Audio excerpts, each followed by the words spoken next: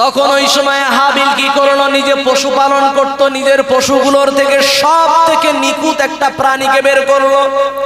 তার মানে আমি আপনি যদি কুরবানি করি, কুরবানির বাজারে যখন যাব তখন দেখব পিঠে একটা দাগ কাটা আছে, বিশাল বড় কেটে গেছে। ওইটার জন্য 10,000 টাকা, 40,000 টাকার গরু 20,000 টাকায় পাওয়া যাবে। এই গরু নেওয়া যাবে না, খুতলা গরু নেওয়া যাবে না। কান একটু কেটে গিয়েছে, তার জন্য 10,000 টাকা কম নিয়েছে, এই গরু নেওয়া যাবে না। আপনি আমি কুরবানি করার অর্থ হলো শুধুমাত্র অর্থ ওখানে অপব্যয় করা নয়, অর্থ ব্যয় করতে হবে, কিন্তু সঠিক পরিমাণে নিজের ত্যাগটা আমি আপনি কতটা করতে পেরেছি। নিজের অর্থ নামক সম্পদটাকে আমি যে ব্যয় করছি, এটার নাম হলো ত্যাগ করা। অর্থের যে মোহ, যে মমতা, এটাকে আমি ত্যাগ করতে পেরেছি কিনা, এটা একটা বড় ব্যাপার।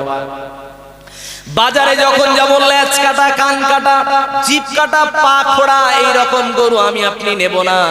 যদি নেওয়ার প্রয়োজন হয় এই একটাই কারণে, আমার আপনার গরু বা কুরবানি নষ্ট হয়ে যেতে পারে।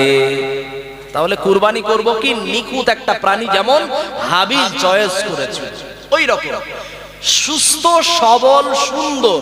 আবার বলছি, সুস্থ সবল সুন্দর এই রকম একটা আকৃষ্টতর একটা কি পশু, ছাগল হতে পারে, দুম্বা হতে পারে, মোষ হতে পারে, উট হতে পারে, গরু হতে পারে, ভেড়া হতে পারে, পাঁঠা হতে পারে, এড়ে গরু হতে পারে, আবার যেগুলো মানে খাসি গরু যেগুলো বলে ওটা হতে পারে।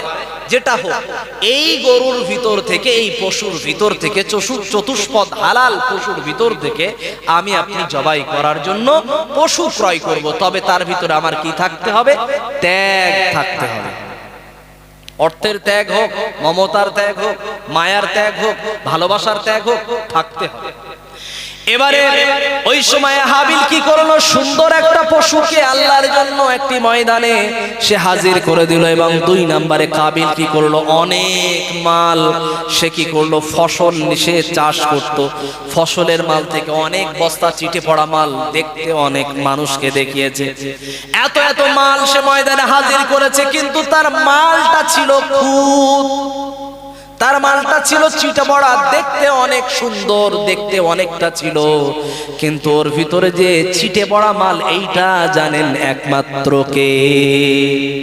কারণ আল্লাহ বলেন, ইন্নাহু আলিমুম বিযাতিস সুদূর। আল্লাহ পাক রব্বুল আলামিন তিনি হলেন অন্তরের খবর রাখনেওয়ালা। সে আল্লাহ পাক রব্বুল আলামিন তিনি তখন কি করলেন, সেই সময়ের নিয়ম অনুপাতে আল্লাহ পাক হাবিলের ওই কুরবানির পশুটাকে আল্লাহ আসমানে তুলে নিলেন। তুলে নেওয়ার পরে ওই সময়ই দেখতে পাওয়া গেল হাবিলের কুরবানিটা কবুল হলো, আর কাবিলেরটা কবুল হলো না। ওই সময় রাগান্বিত অবস্থাতে কাবিল কি করলো, নিজের ভাই হাবিলকে হত্যা করে দিল। তার মানে হিংসা তখন ছিল, হত্যা করা তখন শুরু হয়েছে। সেই থেকে আজও পর্যন্ত, কিয়ামত পর্যন্ত যত মানুষ মানুষকে হত্যা করবে, জাতি ধর্ম বর্ণ নির্বিশেষে, প্রত্যেকটা হত্যাকারী ব্যক্তির একটা করে গোনা কাবিলের আমলনামায় জমা হতে থাকবে। তার মানে কাবিল হলো একটা অভিশপ্ত একজন মানুষ। সে মানুষ কিন্তু অভিশপ্ত মানুষ। 2 নাম্বার আরেকটা শিক্ষা এইখান থেকে, আরেকটা, আমার এই কথা বলা বিস্তারিত বলার জন্য অসুবিধা হচ্ছে কি, কাবিলের এই জায়গা থেকে আরেকটা শিক্ষা। কি শিক্ষা পেলাম? সেই শিক্ষাটা হলো, নবী হওয়ার পরেও তার সন্তান অমানুষ হয়েছে। কথা বুঝাতে পারিনি? নবী কিন্তু তার সন্তান অমানুষ হয়েছে। অনেক সময় আমরা বলি অনেক আলেমদেরকে, দেখেছো অত বড় আলেম, তারপরেও তার ছেলেগুলো মানুষ হলো না, বাচ্চাগুলো মানুষ হলো না। আরে হতে পারেনি, সে করতে পারেনি, এটা ব্যর্থতা না। সে চেষ্টা করেছিল, কিন্তু বিষয়টা হলো তার চেষ্টা সাকসেস হয়নি। আল্লাহ তার নসিবে সুসন্তান রাখেনি, হয় কোনো গুনাহের কারণে, অথবা তার লাইফে এটা কি পরীক্ষা হতে পারে, কোনো না কোনো কিছু হতে পারে। তো নবী আদম আলাইহিস সালাতু ওয়াস সালাম নিজের সন্তানকে, আল্লাহর আইন কানুনকে সে মানাতে পারেনি পরিপূর্ণ রূপে। এটা তার ব্যর্থতা না, ওর নিজের কপালের ব্যর্থতা, কাবিলের নিজের ব্যর্থতা। কথা ঠিক না? অতএব অনেকে আবার বলে না, ইমাম সাহেব আপনি একটু নামাজি বাড়ান, আপনার বেতনটা বাড়িয়ে। আস্তাগফিরুল্লাহ, কি কথা বলে? নবী আদম তার সন্তানকে ঈমানদার বানাতে পারেনি। বিশ্ব নবী মুহাম্মদুর রাসূলুল্লাহ নিজের চাচা আবু তালেবকে কালেমাওয়ালা বানাতে পারেনি। নবী এত সুন্দর বক্তব্য দিতে পারে, নবী এত সুন্দর কোরআন পড়তে পারে, নবীর চেহারার জন্য মানুষ পাগল থাকে, নবীর গলা শোনার জন্য মানুষ পাগল থাকে। বেঈমান কাফেররা দিনের বেলাতে নবীর বিরোধিতা করে, রাতের বেলাতে নবীর বাড়ি ঘিরে কোরআন শোনে। সেই নবীর এত সুন্দর বাচন ভঙ্গি, এত সুন্দর কোরআন পড়া, সেই নবী নিজের চাচারে নামাজি বানাতে পারেনি।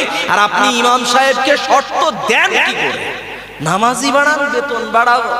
আস্তাগফিরুল্লাহ, বলা যাবে না। ইমাম সাহেব নামাজি বানাতে পারে না, ইমাম সাহেব নামাজি বানাতে পারে না। বাড়ায় একমাত্র, হেদায়েত দিতে পারে একমাত্র কে? আল্লাহ। ওই দায়িত্ব মানুষকে দেওয়া হয়নি। আপনি বলতে পারেন, হুজুর একটু জাহান্নামের বক্তব্য দেন, মানুষকে ভয় দেখান, একটু জান্নাতের আকর্ষণ শোনান, মানুষ যেন জান্নাতের প্রেমে পাগল পারা হয়, নামাজটা পড়ে। একটু নবীর দিওয়ানা, নবীর কষ্টের জীবন একটু মানুষকে শোনান, একটু বেলালের জীবনী মানুষকে শোনান, একটু বিভিন্ন রকম সাহাবীদের কষ্টের জীবনীগুলো আপনি একটু শোনান। সাহাবাইদের কষ্টের সময়টা যে কেটেছিল যুদ্ধে, জিহাদের ময়দানের ঘটনাগুলো একটু মানুষকে শোনান। মানুষ যাতে ওই প্রেমে পাগল পারা হয়, মানুষ একটু মসজিদে আল্লাহর জন্য সিজদা করতে আসে, আল্লাহর জন্য পাগল পারা হয়, নিজেটা সরি ফিল করাতে আল্লাহর মসজিদে যেন মাথা নত করতে আসে। এটা বলে মানুষকে আপনি বোঝাতে বলতে পারেন নামাজি বাড়ালে বেতন বাড়াবো, এ কথা বলা যাবে না। তাহলে কুরবানির মূল কনসেপ্ট যেটা আমরা পেয়েছি সেটা কি? ত্যাগ করা। কুরবানি মানে গরু জবাই নয়। তবে হ্যাঁ, কুরবানির কিছু অপসংস্কৃতি। আচ্ছা আচ্ছা, বক্তা এসে কি? আচ্ছা, আমি 2 মিনিট কথা বলবো। আমি আলেম বা বক্তাকে রেখে আমি বেশি কথা বলতে ভালোবাসি না। আমি একদম সংক্ষেপে শেষ করছি, আমার বক্তব্যটাকে গুছিয়ে নিচ্ছি। কুরবানির কিছু অপসংস্কৃতি আছে আমাদের সমাজে। কুরবানি করার জন্য আমরা যে সমস্ত পশুগুলো বাড়িতে কিনে আনি, আনার পরে বিভিন্ন কথা বলি যে কুরবানির পশু একটু মানুষকে দেখাতে হবে, না দেখালে কি মানুষ জানতে পারবে যে আমি কুরবানি করছি কিনা? আমার নামটা তো লিস্ট হবে, তাই না? আমি কুরবানি করছি না এটা মানুষ তো জানাতে হবে। আস্তাগফিরুল্লাহ। তার জন্য নাকি সারা দুনিয়ায় ঘাস খাইয়ে বেড়াতে হয়, সারা দুনিয়া পাতা খাইয়ে বেড়াতে। দেখো আমার এই গরুটার দাম 50,000 টাকা, 2 লাখ টাকা দাম। কি দরকার আপনার? আমি নামাজ পড়ছি তাই সেলফি তুলে ফেসবুকে দেব? আমাদের সমাজের মুসলমানরা আমরা গরু কিনে এনেছি কত? 70,000 টাকা দাম। ফেসবুকে সেলফি তুলে ফেসবুকে মারছে। ভাই এই ইবাদত আপনার করতে বলেছে কি? ফেসবুকে দেওয়া ইবাদত? কুরবানি করা ইবাদত, নামাজ পড়া ইবাদত। আমি সেজদা করছি, এখন সেলফি মারা যাবে? কি করে? আমি রোজা রেখেছি, ইফতার করছি, এখন সেলফি মারা যাবে? কি দরকার আপনার ওই সেলফি মেরে ফেসবুকে মানুষকে দেখানো? আপনার ওই খাদ্য দেখে মানুষ তো ব্যথা পেতে পারে যারা খাদ্য পায় না। আপনার ওই পশুটা কিনে মানুষকে দেখাচ্ছেন, অন্য ধর্মের মানুষের কাছে সেটা তো দেবদেবী না, তো তাকে আপনি কষ্ট দেওয়ার জন্য ধর্ম পালন করছেন। কেন করবেন? করা যাবে না, দরকার নাই, কোনো দরকার নাই। সংস্কৃতি, সুস্থ সংস্কৃতির মানুষ হন। যদি ফটো তুলতে হয়, ফটো যদি তুলতে হয় নিজের মা বাবার সঙ্গে সেলফি মারেন না, গরুর সাথে সেলফি মারার দরকারটা কি? হ্যাঁ, যদি সেলফি মারতে হয় একজন আলেমের সঙ্গে সেলফি নেন না, তাতে ভালো হবে। দেখ আমি একটা আলেমের সঙ্গে এইভাবে, দেখেন আমি এই মানুষটাকে আমি খুব ভালোবাসি, এটা করেন। আপনি কারে সেলফি বানাচ্ছেন? দরকার ছিল কি ভালো মানুষ হওয়া। আমি আর আপনি যদি গরু বা ছাগলের পাশে যদি ফটো তুলি তো মনে হয় যে কোনটা ছাগল আর কোনটা মানুষ বোঝা যাচ্ছে। আমি তো এটা মনেই করি, কোনটা গরু আর কোনটা মানুষ বোঝা যায় না। অতএব গরু হওয়ার থেকে মানুষ হই, গরুর পাশে ফটো তুলে গরু হওয়ার থেকে মানুষ হই। গরু জবাই করার পরে ফটো তুলবেন না, ফেসবুকে ছাড়বেন না, রিলস ভিডিও ছাড়বেন না। অবশ্যই খেয়াল রাখবেন আমাদের পাশে যদি কোন রকম হিন্দু ভাই যদি থেকে থাকে, তারা যদি ছাগলের বা কুরবানির গোশত হিসাবে যদি ছাগলের গোশত চায় দেবেন, এটা দেওয়া জায়েজ আছে, দেওয়া যাবে। একটা সম্প্রীতি, এটা মানুষের কাছে দিলে কি হবে? তাদের প্রতি আমাদের সুন্দর ব্যবহারটা থাকলো, আমরা তাদের আর্থিক সহায়তাও করব, ক্ষুধার সহায়তাও করব, কিন্তু কোন রকম পূজার সহায়তা আমরা করব না। এটা আমরা পূজা করছি না। তবে ধর্ম যার যার উৎসব সবার, এ কথা বলা যাবে না। ধর্ম যার যার উৎসব সবার, এটা লালন পালন করা যাবে না। ধারণ বহন করা যাবে না। অন্য কেউ মানতে পারে, সেটা তাদের ব্যক্তিগত ব্যাপার, কিন্তু আমরা ইমানদারেরা, মসজিদে নামাজ পড়ানেওয়ালা ব্যক্তিরা, আমরা যারা কালেমাওয়ালা, আমরা মোটেও এটাকে বিশ্বাস করি না। আল্লাহ আমাদের সকলকে বোঝার এবং মেনে চলার তৌফিক দান করি, আমিন। আল্লাহ পাক রব্বুল আলামিন যেই কুরবানির ওই হাবিলের পশুটাকে তুলে নিয়েছিলেন, ওই পশুটাকে আবার আল্লাহ পৃথিবীতে পাঠিয়েছিলেন। যখন ইসমাঈলকে আল্লাহ পাক রব্বুল আলামিন, ইব্রাহিম যখন জবাইয়ের জন্য গিয়েছে, তো ওই সময় আল্লাহ ইসমাঈলকে সরিয়ে নিয়ে আল্লাহ পাক রব্বুল আলামিন ওই পশুকে আল্লাহ পাঠিয়ে দিয়েছিলেন। বলা যাবে না সুবহানাল্লাহ? তাহলে বুঝতে পারা যায়, আমরা যদি আমাদের কুরবানি যদি ফসল্লির রাব্বিকা ওয়ানহার, আমাদের কুরবানি যদি রবের সন্তুষ্টির জন্য যদি করি, তাহলে আল্লাহ আমাদের জন্য সুন্দর এই ত্যাগের কুরবানির জন্য আল্লাহ ভালো উপহার দেবেন কি দেবেন না? অবশ্যই দেবে ইনশাআল্লাহ। আমার জীবন, আমার মরণ, আমার জিন্দেগি, ইয়া ইলাহি কবুল করো, ইয়া ইলাহি কবুল করো আমার বন্দেগি, আমার জীবন, আমার মরণ, আমার জিন্দেগি। ঘটনা বলতে গিয়ে কি করে, বড় পীর আব্দুল কাদের জিলানীর নাম নিতে গিয়ে তারা বলে ফেলে, অনেক সময় কথা বলতে গিয়ে বলে ফেলে, ইমাম আবু হানিফা রাহিমাহুল্লাহর নামে উক্তি বলতে বলতে এত বাড়াবাড়ি করে ফেলে। তারা কথা বলে আবু হানিফা রাহিমাহুল্লাহ, আব্দুল কাদের জিলানী রাহিমাহুল্লাহ, তিনি যখন তার মায়ের পেটে ছিলেন, তখন তার আম্মা জানো হাফেজ থাকার কারণে আব্দুল কাদের জিলানী যখন তিনি মুখ থেকে যখন একটু একটু কথা বলতে পারেন, কোরআন তেলাওয়াত করেন, সুবহানাল্লাহ। কি ঘটনা! মানুষ যে সময় সবে কথা বলতে শিখেছে, আব্দুল কাদের জিলানী রাহিমাহুল্লাহ তখন মুখ থেকে কোরআন তেলাওয়াত করে। আচ্ছা, আব্দুল কাদের জিলানীর নামে এই কথাটা না বললে কি সম্মান বাড়তো না? আব্দুল কাদের জিলানী রাহিমাহুল্লাহ তিনি একজন আল্লাহওয়ালা, তিনি একজন বড় একজন বিখ্যাত বিজ্ঞ আলেমে দ্বীন, তার নামে এই কথাটা বলতে হবে, তার কি মানে আছে? তার আম্মা জান হাফেজ সাহেবা ছিলেন, তিনি একজন ভালো আল্লাহওয়ালি বান্দি ছিলেন, আল্লাহর একজন খাস বান্দা ছিলেন, এটা মানা সহজ। কিন্তু একটা ছোট্ট বাচ্চা তার মুখ থেকে তোতলাটে মুখে ডাইরেক্ট কোরআন তেলাওয়াত শুরু করে দিয়েছে, কেমন কথা বলে? আপনি এটাকে আশ্চর্যজনক বলতে পারেন। আপনি বলে দিলেন কি আব্দুল কাদের জিলানী তিনি মায়ের পেট থেকে 30 পারা মুখস্থ নিয়ে পৃথিবীতে এসেছিলেন। নাউজুবিল্লাহ! কি কথা বলে! আশ্চর্যজনক, অবাক করা মিথ্যা গল্প কাহিনী মানুষের উপরে চাপিয়ে দিলেন। আপনি ঘটনার খুঁজে পান না? কোরআন হাদিসে এত ঘটনা আছে। আল্লাহ পাক রব্বুল আলামিন তিনি নবী ইব্রাহিমের ঘটনা পবিত্র কোরআনে দিয়েছেন, নবী মুসা আলাইহিস সালাতু ওয়াস সালামের ঘটনা পবিত্র কোরআনে দিয়েছেন, নবী ইউসুফ আলাইহিস সালাতু ওয়াস সালামের ঘটনাকে আল্লাহ আহসানুল কসাস বলেছেন। তার মানে উত্তম ঘটনা, উত্তম সুন্দর ঘটনা। এত কিছু সুন্দর সুন্দর ঘটনা থাকার পরেও তারপরে নতুন করে কেন বড় পীরের নামের ঘটনা, আব্দুল কাদের জিলানীর নাম নিয়ে মিথ্যা তহমত লাগানো ঘটনা কেন আমি আপনি বলতে যাব?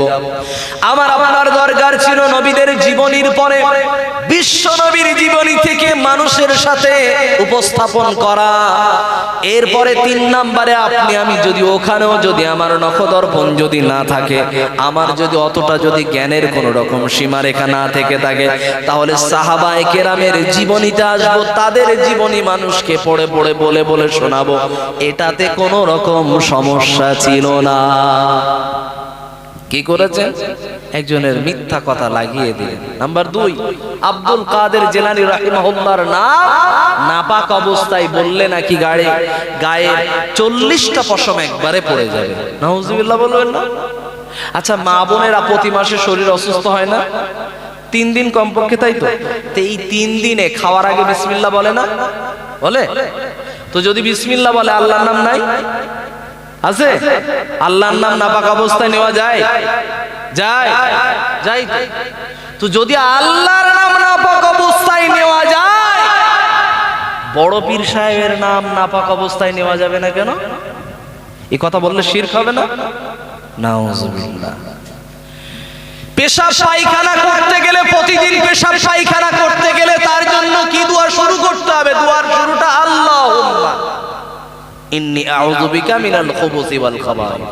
তো আল্লাহ শব্দটা প্রথমে। আচ্ছা, খাওয়া শেষ করলে তখন কি বলবেন? আলহামদুলিল্লাহ। হাঁচি আসে না তখন আলহামদুলিল্লাহ। হাই উঠবে না, লা হাওলা ওয়ালা কুওয়াতা ইল্লা বিল্লাহ। আল্লাহর নাম তো প্রত্যেকটা পদে পদে আছে। আমি আর আপনি বলি কি করে? এই কথা বললে তো নাস্তিকরা সুযোগ পেয়ে যাবে ইসলামকে নিয়ে কটূক্তি করা। কথা ঠিক না?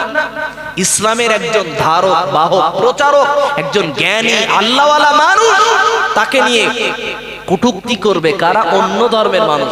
জানো, ইসলাম ধর্মের ধারক বাহক প্রচারক যারা লেখক, তাদের নামে বলা হচ্ছে ওনার নামটা নাকি নাপাক অবস্থায় নিলে বগলের চুল আর কাটা লাগবে না, নাপাক অবস্থায় নিলে ওটা অটোমেটিক পড়ে যাবে। কথা ঠিক না? নাপাক অবস্থায় নিলে সকালবেলা আর ক্লিন শেভ করা লাগবে না। নাউজুবিল্লাহ। যুক্তিতেও ভুল কথা, লজিকে ভুল কথা বলেন কি করে? কথা বলা যাবে? বলা যাবে। তাহলে ঘটনা বলতে গেলে কোন ঘটনা বলা লাগবে?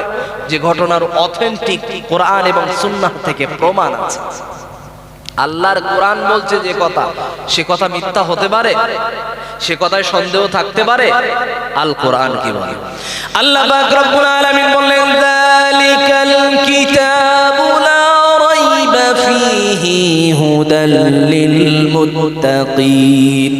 আল্লাহ পাক রব্বুল আলামিন তিনি বললেন, এই পবিত্র কোরআন এমন একটি কিতাব, এই কিতাবের ভিতরে কোনো রকম সন্দেহ নাই, কোনো রকম ভুল নাই, কোনো রকম মিথ্যা নাই, কোনো রকম সংযোজন করা নাই, কোনো রকম মানুষের তৈরি করা কোনো রকম সংকলন করা নাই। আবার কেউ যদি বলে যে এই মানুষটার উপরে এসেছে পবিত্র কোরআন, সেই মানুষটা অনেক কিছু বানিয়ে এদিক ওদিক করতে পারে। আল্লাহ পাক রব্বুল আলামিন ওটাও বললেন, ওয়া মা ইয়ানতিকু আনিল হাওয়া ইন হুয়া ইল্লা ওয়াহয়ুন ইউহা। আল্লাহ পাক রব্বুল আলামিন সূরাতুন নাজমের ভিতর আল্লাহ পাক তিনি জানাচ্ছেন, আমার নবী অতক্ষণ পর্যন্ত কোনো কথা বলেন না যতক্ষণ না আমি আল্লাহ কোনো বিষয়ে ওহী নাজিল না করি। তার মানে আল্লাহ সিদ্ধান্ত না দিলে নবী কথা বলে না, নবী বাড়াবাড়ি কোনো কিছু বলে না। আবার যদি তারপরেও নবী যদি কোনো কথা বানিয়ে বলে, আল্লাহ নবীকে বলছে, আল্লাহ পাক রব্বুল আলামিন তিনি বলেন, ওয়ালাউ তাকাওয়ালা আলাইনা বা'দাল আকাবিল লাআখাযনা মিনহু বিল ইয়ামিন সুম্মা লাকাতা'না মিনহুল ওয়াতিন। সূরাতুল হাক্কার ভিতর আল্লাহ পাক রব্বুল আলামিন জানালেন, নবী আপনি যদি কোনো কথা আমার নামে যদি বানিয়ে বলেন, আমার কোরআনের ভিতরে আমার কিতাবের ভিতরে যদি কোনো কথা নিজের থেকে কোনো কিছু সংযোজন করে যদি চালিয়ে দেন, আমার কথাকে সৌন্দর্যমণ্ডিত করে নিজের স্টাইল দিয়ে কিছু কথা এদিক ওদিক যদি করে দেন, আপনার নিজের কথা দিয়ে, নিজের ভাষা দিয়ে, নিজের বিজ্ঞতা দিয়ে, নিজের যোগ্যতা দিয়ে যদি কোনো কথা নতুন সংযোজন করে তৈরি করে দেন, তাহলে আমি আল্লাহ পাক রব্বুল আলামিন আপনার প্রাণ ধমনীটাকে ধরে ছিঁড়ে দেব। তার মানে নবী আপনাকে হত্যা করে ফেলবো, আপনাকে জীবন্ত রাখবো না। আমরা বলি না নিজেদের ছেলে মেয়েদেরকে, এই বেশি জ্বালাতন করি না, বেশি জ্বালাতন করবি না, আস্ত রাখবো না, বলো, বলি না? এই আস্ত রাখবো না মানে আমরা আমাদের ভাষা দিয়ে ধমক দিই।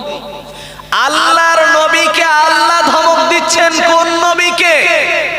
যেই নবীকে আল্লাহ বলছেন ওয়া ইন্নাকা লাআলা খুলুকিন আযীম, যেই নবীর চরিত্র হলো আল্লাহর নামের প্রশংসার শব্দ লাগানো হয়েছে, সুবহান রাব্বিয়াল আযীম, সুবহান রাব্বিয়াল আযীম।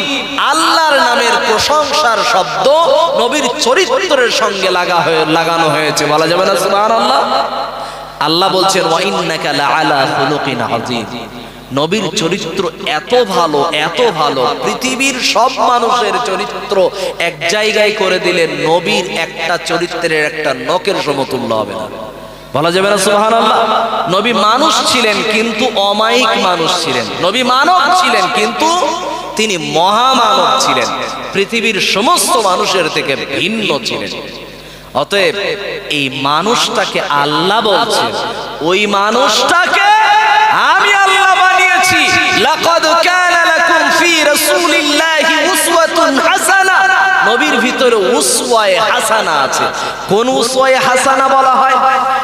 আমরা সাধারণত দেখি আমাদের স্ত্রীদের ব্যাপারে বলা হয় যে 4টি কাজ করলে মেয়েরা জান্নাত পায়। নামাজ ওয়াক্তে পড়তে হবে, রোজার মাসে রোজা রাখতে হবে, এরপরে চরিত্রের হেফাজত করতে হবে, মানে লজ্জাস্থানের হেফাজত করতে হবে। নাম্বার 4, স্বামীকে অনুসরণ করতে হবে।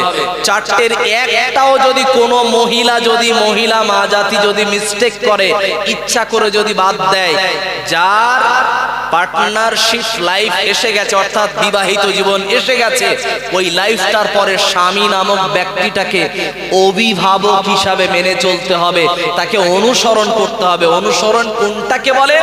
স্বামী যদি বলে বাড়ি থেকে বের হওয়া যাবে না, তো যাবে না। স্বামী যদি বলে তোমার নিজের বাবার বাড়ি, নিজের ভাইয়ের বাড়ি, নিজের বোনের বাড়ি, নিজের দাদুর বাড়ি, নিজের চাচার বাড়ি যাওয়া যাবে না, তো যাওয়া যাবে না, এটার মানে অনুসরণ। স্বামী যদি বলে এখন ভাত খেও না, আমার সাথে খাবে, একটু পরে খাও, তো ওইটাই মানতে হবে, আপনাকে বাড়াবাড়ি করা যাবে না। এটার নাম হলো অনুসরণ করা। আরো অনুসরণ কি? যদি আপনার স্বামী যদি হারাম কাজের নিষেধ করে, তাহলে সেটাকে বাধ্যতামূলক মানতে হবে। আপনার স্বামী যদি কোন রকম হালাল কাজে নিষেধ করে, এখন ওই স্বামীকে আপনি অস্বীকার করতে পারেন, ওই স্বামীর ওই বিষয়কে আপনি অস্বীকার করে নাকচ করতে পারেন, আপনি না মানতে পারেন। এটা আপনার ইখতিয়ার দেওয়া আছে, এটা এইটুকু আপনার স্বাধীনতা আছে। স্বামী যদি বলে এখন নামাজ পড়তে হবে না, মাগরিবের রক্ত চলে যাচ্ছে, তো কি হয়েছে, পড়তে হবে না, তো স্বামীর কথা অমান্য করে আপনি আল্লাহর বান্দা। জীবন আপনার স্বামী দেয়নি, জীবন কে দিয়েছে? আল্লাহ। অতএব এই জীবনটার রাখার জন্য যেই আল্লাহ আপনার জীবন নামক নিয়ামত দিয়েছেন, তার ওই নিয়ামতের শুকরিয়া আদায় করার জন্য ফরজ নামাজ, ওয়াক্তের নামাজ ওয়াক্তে আদায় করতে হবে। স্বামী যদিও নিষেধ করে, তার আইন, তার হুকুমকে অমান্য করে নামাজের ওয়াক্তে নামাজ পড়তে হবে। এটার নাম আল্লাহর বান্দা। এবারে আসি, অনুসরণের মানে হলো স্বামী যেখানে হালাল জায়গায় পা দিতে বলে, স্বামী যেখানে পা দিতে বলে, সেই জায়গাটা যদি কোনো রকম ক্ষতিকারক বিষয় না হয়ে থাকে, তাহলে স্বামীর প্রত্যেকটা কথা মেনে চলতে হবে। এখন অনেক স্ত্রীরা বলে, আমি বলে ওর ঘর করতেছি হুজুর, অন্য কেউ বলে করতো না। জানেন ও কি জ্বালাতন করে? ওর মতো জ্বালাতন করার, ওর মতো কুটলো আমার জীবনে আমি কারুর দেখিনি। অমুকের বউ বরটা দেখো দিন কত ভালো, অমুকের বর দেখো, অমুকের স্বামী দেখো কত ভালো, ওই চাচা ওই ভাই কত ভালো। আর এই বউয়ের কাছে যদি শুধু ওর কার বউ ভালো ওটা বলার দরকার নেই, শুধু এইটুকু বলবেন অমুক বাড়িতে নেমন্তন্ন করে নেমন্তন্ন খেয়ে এসেছি, সে রান্না যে কি সুন্দর। অমুকের বউ ভালো বাদ দেন ভাই, ওরা আমাদের কাছে এসে বলবে অমুক চাচা ভালো, অমুক ভাই ভালো, অমুকের ভাই দেখো তো কি ভালো, অমুক দেবরটা বিশাল ভালো। এই এত ভালো ভালো ভালো ভালো সব বলে, আমরা সব হজম করে নেই, কারণ আমাদের বানানোই হয়েছে ওই মেশিন দিয়ে, হজম করতেই হবে, পারি আর না পারি, বুঝতে যায়নি, এই আমাদের করতেই হবে। আচ্ছা, আর এদের সামনে যেই মাত্র অমুকের বউটা ভালো ওইটা বলি না, অমুকের বউর রান্নাটা খুব সুন্দর, এইটুকু বললি শেষ। যাও ওদের বাড়ি যাও, রান্নাই হবে না। আচ্ছা মনে করেন যদিও রান্না হয়েছে, একটু যদি নুন কম হয়েছে, নুন কম হবে তো, অমুকের বাড়ি সুন্দর রান্না খেয়ে এসছো না, ও জিভ ভালো হয়ে গেছে, ওখানে ও জিভ আর ঠিক হবে না। আচ্ছা নুন একটু যদি কম হয়ে যায় তাও যদি বলি তাও সমস্যা, ঝাল যদি কম হয় তাও বললেও সমস্যা, আচ্ছা বেশি বললেও সবটাই সমস্যা। একজন হুজুর বায়ান করতে করতে বলে ফেলে যে স্বামী আর স্ত্রী দুইজনই যদি জান্নাতি হয়, তো দুইজনকে এক জান্নাতে রাখা হবে। স্বামী একজন উঠে এসে বলছে, ও হুজুর কি বলতেছেন, কি এইটার একবার বলেন। বলছে স্বামী আর স্ত্রী যদি জান্নাতি দুজনই হয়, তো দুইজনকে এক জান্নাতে রাখা হবে। ও বলছে, ও হুজুর ওই জান্নাতে আমি যাবই না। বলছে কেন, তুমি জান্নাতে যাবেন না কেন? বললো ও দুনিয়াতে এত সন্দেহ করেছে, জান্নাতে গিয়ে যদি আমি কারোর সাথে গল্পও করি ওইখান থেকে টেনে হিঁচড়ে আমার পায়ে রক্ত বের হয়ে যাবে তাও ভালো, কিন্তু আমারে ছাড়বে জান্নাতে আমার ভালো থাকতে দেবে না। তার মানে বোঝাতে চেয়েছে স্ত্রী যে এত সন্দেহ করে, বোন আপনাকে বলছে আপনার স্বামীকে আপনি সন্দেহ করেন আপনার ভালোবাসার কারণে, কিন্তু এই ভালোবাসা আপনার স্বামী তো মেরে ফেলে দিচ্ছে। আপনার স্বামী তো হজম করতে পারে না, যেটুকু হজম করতে পারে ওইটুকু দেন। আপনার স্বামী আপনার ঘরে আসে, আপনার জায়গাতে আসে, আপনার বিছানায় আসে, আপনার হাতের খাদ্য খেতে আসে একটাই কারণে, মানসিক শান্তি পাওয়ার জন্য। একটা পুরুষ চাইলে বিবাহিত জীবন ছাড়াও থাকতে পারে কি পারে না? পারে। ও যদি হারাম আর হালাল যদি বেছে না চলতো, ও তোমার মতো মহিলা ওর কাছে প্রয়োজন ছিল না। কথা ঠিক না বল? ও নিজে ইনকাম করে বিভিন্ন জায়গাতে সময় নষ্ট করে ঘুরে বেড়াতো, কোনো ব্যাপার না। ও মায়ের কাছে আর বাবার কাছে অত কৈফিয়ত ওর লাগে না। ও রাত 12টায় বাড়ি আসলেও মা বাপ কিছু বলে না, 10টায় বাড়ি আসলেও ওর মা বাপ কিছু বলে না। কিন্তু স্ত্রী কি করে? তালা মেরে দিয়েছে, যাও বাইরে গিয়ে দাঁড়িয়ে থাকো। ঠান্ডায় 2 ঘন্টা ধরে মশার কামড় খাচ্ছে আর ঠান্ডায় কন কন করে কাঁপছে, মোবাইলে ফেসবুক চালাচ্ছে। পাশ দিয়ে একজন চাচা যাচ্ছে, ও পাড়ার ভিতরে সভ্য সমাজের মানুষ সব বসবাস করে, আর তুই এখন হেডফোন নিয়ে এখানে মোবাইলে কি দেখতেছিস? তোর বাড়ি বউ নেই? হ্যাঁ রয়েছে। তুই বাইরে গেলি? বউই তো বাইরে রেখে গেছি। বুঝতে পারেননি? মানে বউয়ের যন্ত্রণায় ও পৃথিবীতে যেমন জ্বলেছে, মরার পরেও জ্বলবে বলে এই কথা মনে করেছে। আসলে কি তাই হবে? হিংসাটা নাপাক বস্তু। হিংসা কি? অপবিত্র। হিংসা পৃথিবীর সাবজেক্ট, জান্নাতের সাবজেক্ট না। হিংসা অপবিত্র। জান্নাতের ভিতরে কোনো অপবিত্র কিছু যাবে?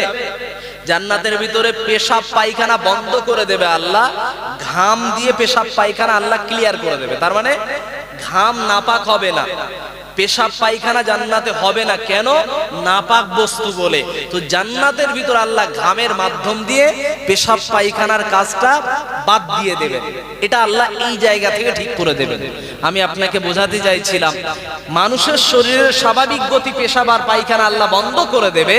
কিসের জন্য? নাপাক হওয়ার কারণে। আমার আপনার জন্য হিংসা নামক নাপাক জান্নাতের ভিতরে ঢোকাবে? ঢোকাবে না। তার মানে স্বামী স্ত্রী পৃথিবীতে যত দ্বন্দ্বই থাক না কেন, যদি জান্নাতি হয়ে যায়, ইবাদত বন্দেগীর কারণে, আল্লাহর খাস মেহমান বান্দা হওয়ার কারণে, যদি আল্লাহর দয়াতে যদি জান্নাতি হয়ে যায়, তাহলে দুইজন এক জান্নাতে থাকবে, কোনো সমস্যা হবে না। এবারে আসি আল্লাহর কথা, যেটা বলতে চাইছিলাম, যে কথা আল্লাহর যে কথা চলছিল, নবী আদম আলাইহিস সালাতু ওয়াস সালামের যে কথা চলছিল, আদম আলাইহিস সালাতু ওয়াস সালামের 2 সন্তান কুরবানি করবে। কি বিষয়? 2 জন একটি কন্যাকে বিবাহ করবে। একজন বলছে না আল্লাহর নিয়ম অনুপাতে আমি মেনে চলবো, আর আরেকজন বলছে না সুন্দরী বোনকে আমি বিয়ে করব। তার মানে সুন্দরের পাগল মানুষ আগে থেকে ছিল। সুন্দরের গুরুত্ব, সুন্দরের মূল্যায়ন আগে থেকেই ছিল। তার মানে সাদা চামড়ার যে কম দাম না, এটা তখনও ছিল। এইটা কার কাজ বলেন তো? এটা হলো শয়তানের কাজ। কার কাজ? শয়তানের কাজ। চক্রান্তটা শয়তানের।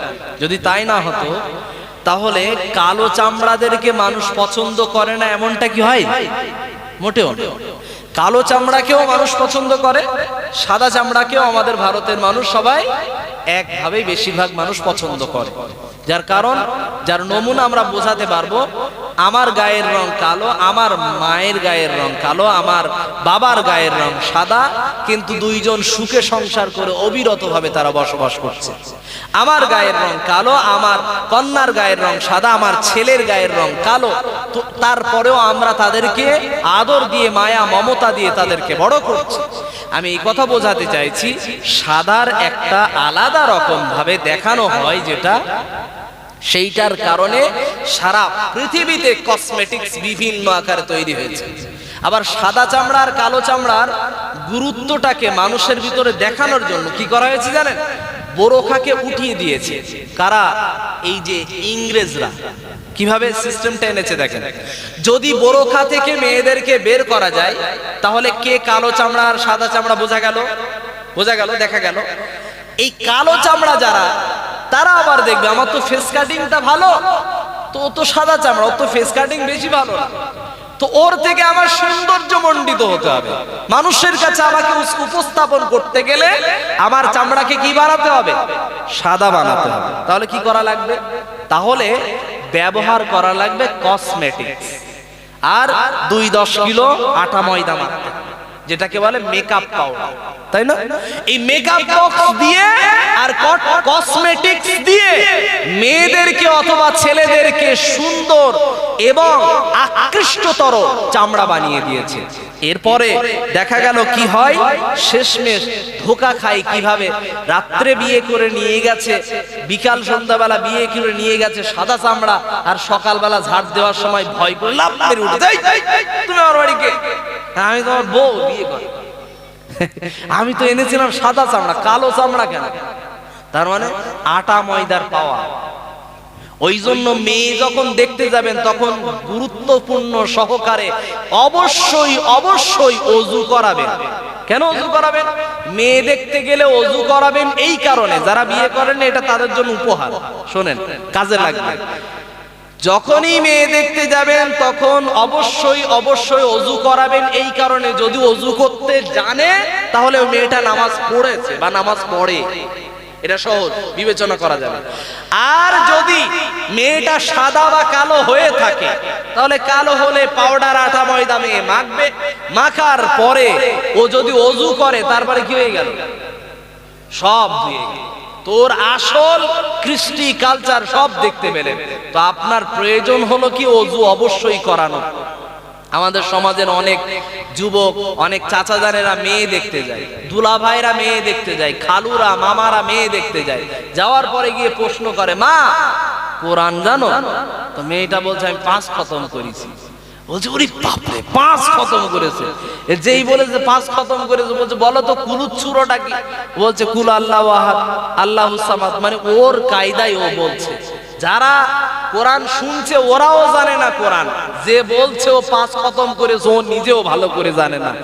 ওই কোরআন খতম করেছে যে কি হবে, আর কুল আল্লাহু আহাদ বলছে পরিপূর্ণ ভুল। এই কোরআন পড়লে গুনাহ হবে। চেষ্টা করতে হবে কোরআন শুদ্ধ সঠিক পড়া। এখনকার যুগে মাওলানা সাহেব খুঁজে পায়নি, হুজুর সাহেব হাফেজ সাহেব খুঁজে পায়নি, তাই পড়তে পারেনি, এ বাহানা করা ভুল। এখন নতুন যুগে, এই যুগে যান্ত্রিক সভ্যতা, মোবাইলটা পাশে রেখে দিতে হবে, কোরআনের ওই সূরাকে ডাইরেক্ট তুলে দিতে হবে। এই সূরাটা পড়তে চাই, চ্যাট জিপিটিকে জিজ্ঞাসা করেন এই সূরার নাম কি, নামটাকে কপি করে ইউটিউবে মারেন, ওই সূরা শিখিয়ে দেবে আপনাকে হাজার হাজার কোটি কোটি ওই রকম প্রশিক্ষক ভিডিওতে পাবেন। অতএব আজকের যুগে বাহানা করার সুযোগ নাই। তার মানে কোরআন পড়তে জানে না, তারপরেও বলছে 5 খতম, আর যে শুনছে সেও জানে না। কিন্তু আমি যে মূল কথা কনসেপ্ট বলছিলাম, এই যে বাড়িতে আনে, আনার পরে ওই বউ কোনোদিন কোরআন খোলে না, এটা হলো আমাদের সমাজের ব্যর্থতা। অথচ কোরআন এসেছে ঘটনা শেখানোর জন্য, ঘটনা বলার জন্য, আর আমরা ঘটনা বলি আল্লাহর নবীর কথা, সাহাবায়ে কেরামের কথা, কোরআনের কথা, এত থাকার পরেও সমাজের বিভিন্ন মানুষের ঘটনা আমাদের বলা লাগে। আল্লাহ পাক রব্বুল আলামিন তিনি জানালেন, নবী আপনি বলেন আদম আলাইহিস সালাতু ওয়াস সালামের 2 বেটা ঝগড়া শুরু করেছে। সেই যুগে আল্লাহ পাক রব্বুল আলামিন একটা ভাইয়ের সাথে আর একটা কন্যা তিনি জন্ম দিতেন। তার মানে ভাই আর বোন জন্ম নিত, তারপরে আবার একটা ভাই আর বোন জন্ম নিত। প্রত্যেকটা সময় আল্লাহ পাক তিনি ভাই বোন তিনি জন্মদান করেছেন।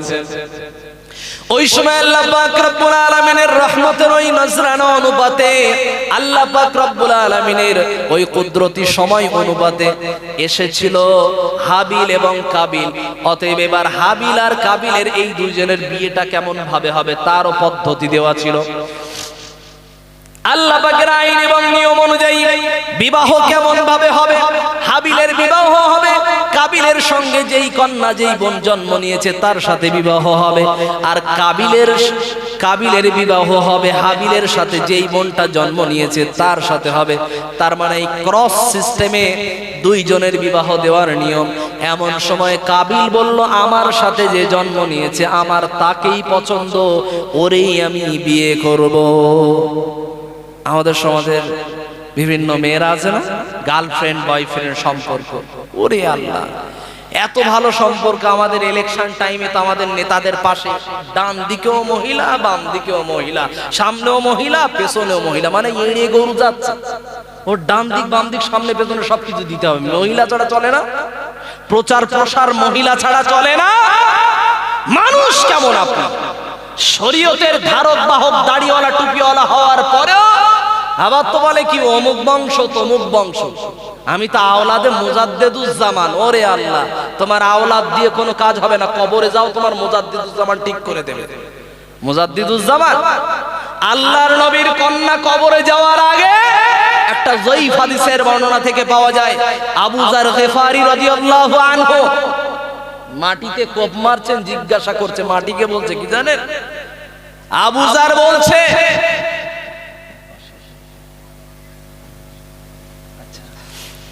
আবু যার গিফারি রাদিয়াল্লাহু আনহু তিনি মাটিতে কোপ মেরেছেন, বলছে মাটি জানো তোমার বুকে আজকে কাকে রাখা হবে? বিশ্ব নবীর কন্যা, শেষ নবীর কন্যা। জানো তোমার বুকে আজকে কাকে রাখা হবে? হাসান হুসাইনের আম্মা। তারা কে জানো? যুবকদের জান্নাতের সর্দার ফাতেমা রাদিয়াল্লাহু আনহাকে তুমি জানো? সে জান্নাতের যুবতীদের সর্দারিনী। চেনো তাকে তুমি? কবর তোমার বুকে যাকে রাখা হবে সে হলো শেষ নবীর কন্যা, সে হলো খাদিজার কন্যা। চেনো তাকে? এভাবে যখন একটা একটা করে বলছে, কবরের মুখ ফুটে তখন কথা বের হয়ে এসেছে, আবু যার শোনো, আমার বুকে নবীর কন্যাকে রাখা হবে না হাসান হুসাইনের আম্মা, না আলীর স্ত্রী, নাকি ফাতেমা। কোন নামের কোন বংশের পরিচয় আমার কাছে আসবে আমি জানি না। আমার কাছে আসলে সৎ আমল করে আসতে হবে। কি আমল? আমল না, কি আমল? সৎ আমল করে আসলে আমি তাকে শান্তি দেব, তাকে আমি সুন্দর জায়গা করে দেব, তার সাথে আমি মেহমান সুলভ আচরণ করব। এই শিক্ষা থেকে, হাদিসটা যদিও যঈফ হাদিস, তারপরে এটা থেকে একটা শিক্ষা আছে। শিক্ষাটা কি? মাটি আপনাকে ছাড়বে না।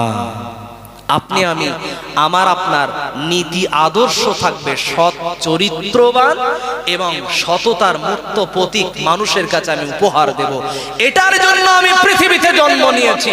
আমার দ্বারা কেন চরিত্রহীন কেন প্রমোট হবে? আমার দ্বারা কেন চরিত্র নষ্ট হওয়ার কথা কেন মানুষ বলবে? মানুষ তো বদনাম করার জন্য রেডি থাকে। খেলা করে প্লেয়ার, খেলা করে প্লেয়ার, হই হই করে চিল্লা চিল্লি করে কে?